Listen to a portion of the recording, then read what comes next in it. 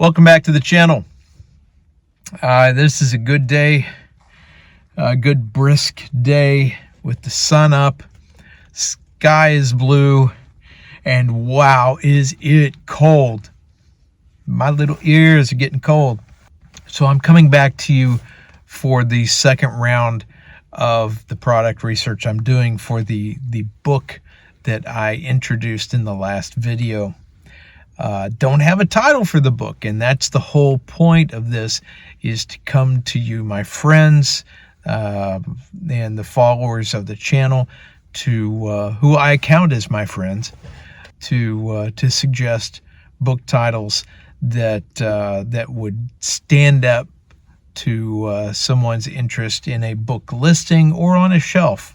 And we're doing good. I've got about 30% of the number of people I need participating in order to really get a good statistical sampling.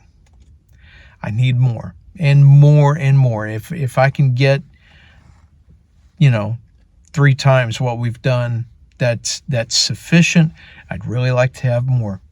So what I'm asking of you initially, please forward any of the links for this endeavor to 2 or 3 or more people that you know, and encourage them to participate. I will be sending an Amazon gift card to those who complete all 4 rounds of product research before we wrap up research on YouTube.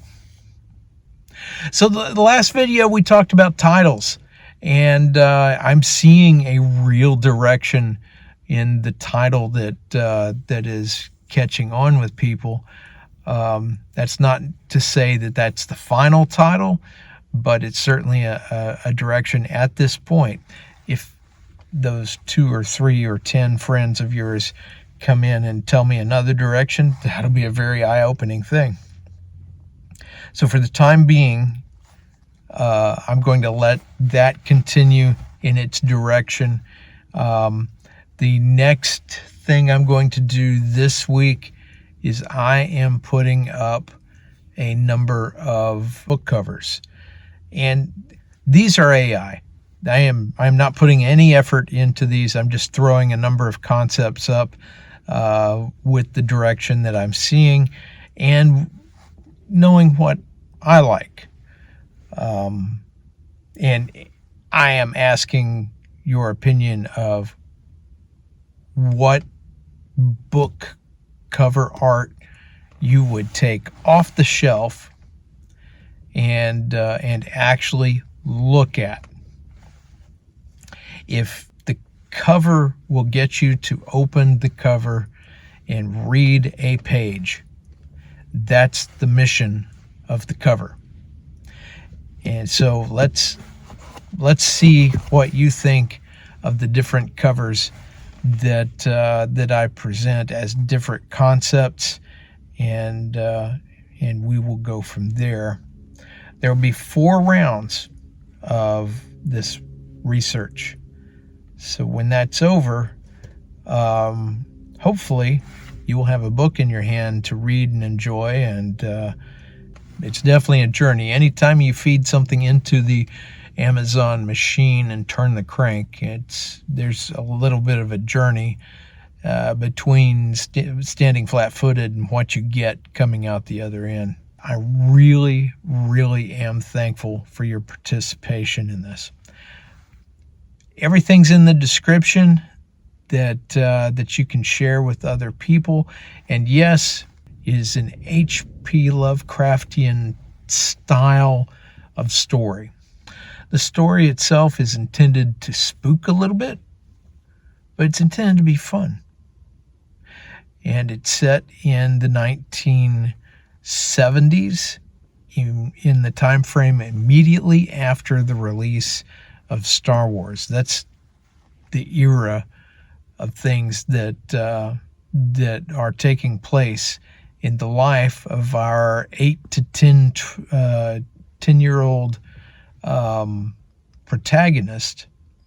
He is seeing life through the eyes of a child who has seen Star Wars for the first time, who has got those wonderful toys that came from Kenner with the battery-powered blasters, the humming and buzzing toys, the spacecraft with the LED lights in that. Oh my goodness, that was the first time ever we had something like that. Kids in the story, they roam the woods, they explore, they climb the hay bales in the hay barn, they play on the tractors. They are the kind of kids that kids grew up as. They hop on their bikes, they go for a ride in the morning, and they come back when it's time to eat. And that's the way that generation was and is, in fact.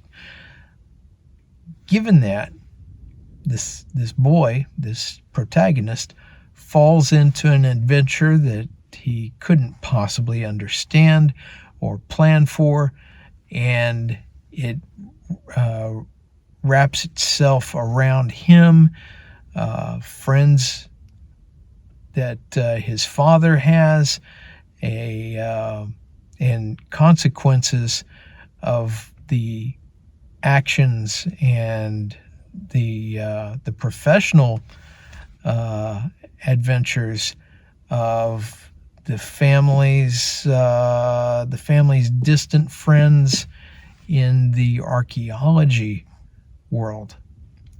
So we're going to get a little bit of the Indiana Jones type of jazz. That said, the back of the book is backed up by some ham radio short stories. And before you say ham radio, yeah, that's a hobby. People do things with ham radio, but one of the biggest things that people with ham radio do is they prepare for disasters and they respond to them. To make it a little bit exciting, I put just a dab of supernatural scary stuff in one of those stories, and the other two are dealing with real life disasters. Let's see. So everything, like I said, everything's in the description. Get some more people involved. Stay involved in 4 rounds of this. This is the second of 4 rounds. And let's see what happens. Thank you so much. See you next week. Take care. Bye-bye.